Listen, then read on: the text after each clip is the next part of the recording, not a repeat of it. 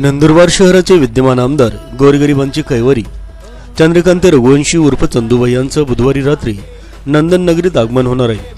चंदूभाई यांच्या आगमनाने खानदेशात आनंदाची लाट उसळली।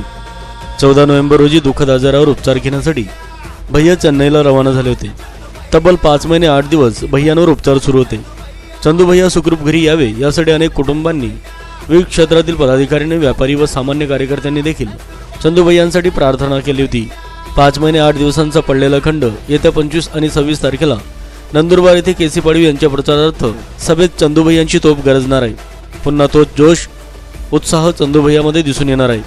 चंदूभाई यांच्या आगमनाने नंदुरबार लोकसभेचे उमेदवार ॲडव्होकेट केसी पाडवी यांना विजय समोर दिसून येत आहे। चंदूभाई उद्या दुपारी चेन्नईहून निघणार आहेत, सायंकाळपर्यंत सुरत पोहोचणार आहेत व रात्रीपर्यंत नंदन नगरीत भैयांच्या स्वागताची तयारी करण्यात आली आहे। सामान्य कार्यकर्त्यांपासून तर नागरिकांना एकच ओढ लागली आहे की भैयांना कधी डोळे भरून बघावं। मीडिया लाईव्हसाठी रफिक शेख, साक्री, धुळे।